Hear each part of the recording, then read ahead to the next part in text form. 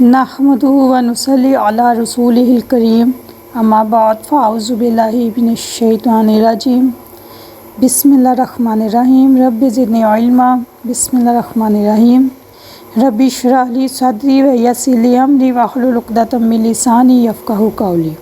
السلام علیکم ورحمۃ اللہ وبرکاتہ۔ کیا حال ہے آپ سب کا؟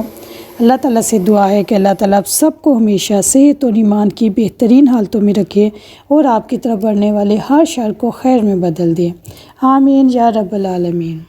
جیسا کہ ہم نے کل لاسٹ سیٹرڈے کی آڈیو میں تعوذ کے بارے میں بات کی تھی، تو میں نے آپ لوگوں کو یہ بتایا تھا کہ کسی بھی چیز کا ارادہ کرنا مشکل ہوتا ہے، لیکن اگر ہم اللہ تعالیٰ سے مدد مانگیں، اللہ تعالیٰ سے آسانی مانگیں تو پھر وہ کام ہو جاتا ہے۔ ہم یہ کرتے ہیں، ایک ارادہ بناتے ہیں، پلان کرتے ہیں، اللہ تعالیٰ سے مدد نہیں مانتے، نہ ہی اس میں انشاءاللہ کہتے ہیں، تو پھر وہ کام شیطان کا کام ہو جاتا ہے۔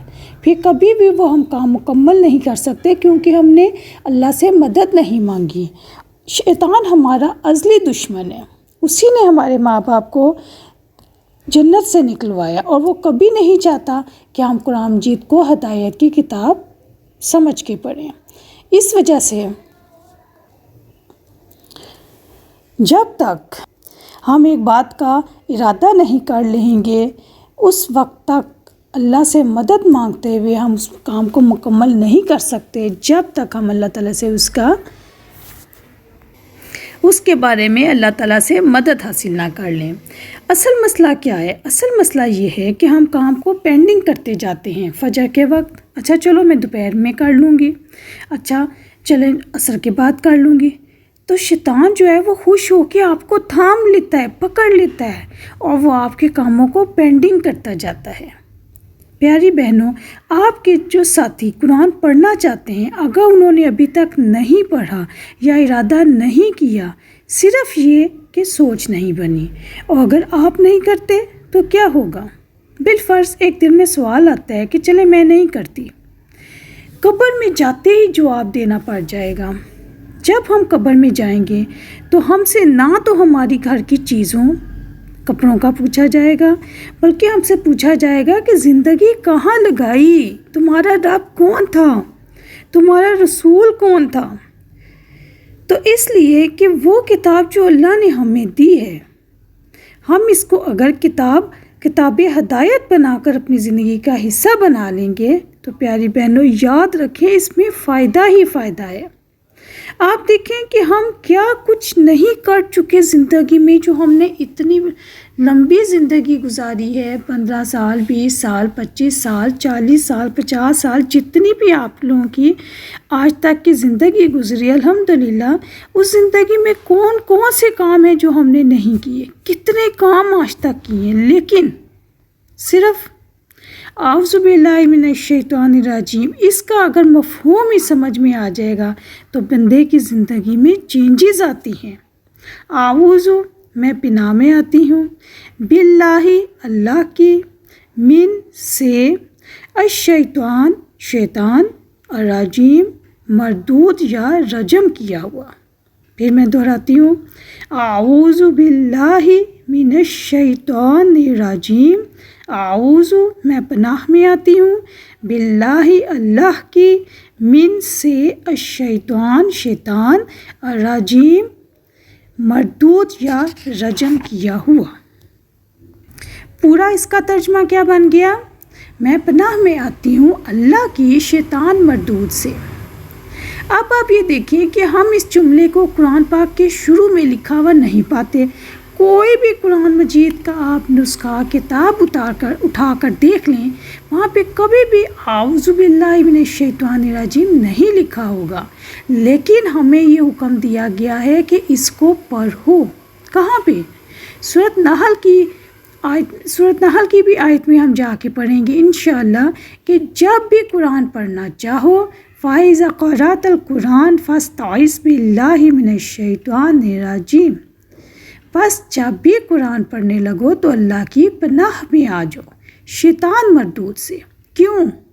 سوال آتا ہے نا، سوال ذہن میں کہ ہم کیوں اللہ کی پناہ میں آ جائیں؟ ہم تو نیک کام کرنے لگے، ہم کوئی گناہ کا کام تو نہیں کرنے لگے کہ ہم شیطان کو دور بھگائیں۔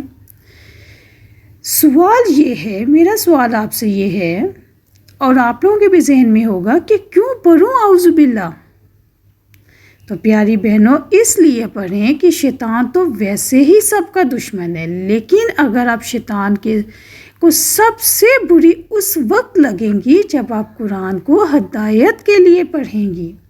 شیطان کون ہے؟ جلدی ہمارا اس سے تعارف ہو جائے گا۔ سورۃ البقرہ رکوع نمبر 4 میں ہمارا ابدی دشمن ہے، ہمارے پیچھے ہاتھ دھو کے پڑا ہوا ہے۔ جب ہم سورۃ بقرہ کے رکوع نمبر 4 پہ جائیں گے تو اس میں ہم شیطان کے بارے میں ڈیٹیل سے بات کریں گے اور ہمارا شیطان سے تعارف اچھے طریقے سے ہو جائے گا۔ شیطان ہمارا ابدی دشمن ہے، ہمیشہ کا دشمن ہے، اور اس طرح ہاتھ دھو کے پڑا ہوا ہے کہ اس نے ہمارے ماں باپ کو ہمارے مدر لینڈ یعنی ہمارے وطن سے نکلوا دیا۔ نسلوں کا دشمن ہے۔ قسمیں کھائیں کچا چبا، قسمیں اس نے کھائی ہیں کچا چبا جاؤں گا تمہاری نسلوں کو۔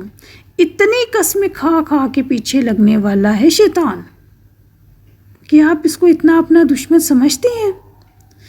وہ شیطان جس نے اللہ کو کہا تھا میں ضرور تیرے بندوں کو بہکاؤں گا، سورۃ اعراف میں ہم پڑھیں گے، میں دائیں سے آؤں گا، میں بائیں سے آؤں گا، میں آگے سے آؤں گا، میں پیچھے سے آؤں گا، یعنی دنیا اتنی خوبصورت ان کو کر کے دکھاؤں گا کہ ان کو ضرورت لگے گی، اور چھوٹی سے چھوٹی ان کے سامنے چیز اتنی بڑی کر کے دکھاؤں گا۔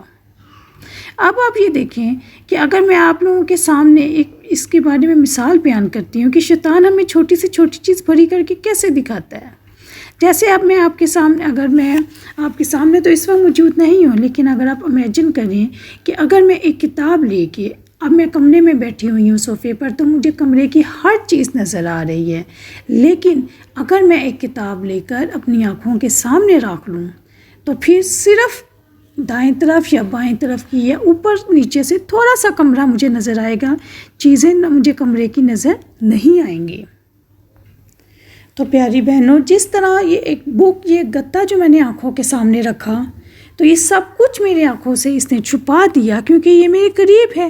یہ ہے شیطان کا کام، یہ بھی چھوٹی سی دنیا کو اور اس میں چھوٹے چھوٹے مسئلے شیطان ہمیں بڑے بڑے کر کے دکھاتا ہے کہ آخرت پیچھے پڑ جاتی ہے۔ گتا کتاب کتنی چھوٹی سی چیز ہے، کمرے کی چیزیں کتنی بڑی ہیں، لیکن جب وہ کتاب ہماری آنکھوں کے سامنے آئی تو سب چیزیں چھپ گئیں۔ اسی طرح دنیا کی بھی چھوٹی چھوٹی چیزیں جب ہماری آنکھوں کے سامنے شیطان لاتا ہے تو ہمارے سامنے بڑی بڑی چیزیں چھپ جاتی ہیں، جس میں سب سے بڑی چیز ہے آخرت کا خوف، قیامت کا خوف، آخرت کے دن اللہ کا سامنا کرنے کے خوف۔ یاد رکھیں، جو شخص قرآن کو ہدایت کے لیے پڑھتا ہے وہ شخص شیطان کو بہت ہی برا لگتا ہے۔ تو بس آپ تیار رہیں، اب آپ نے ارادہ کر لیا ہے الحمدللہ قرآن مجید کو ترجمے کے ساتھ، تفسیر کے ساتھ پڑھنے کا، اب آپ پر مشکلات بھی آئیں گی۔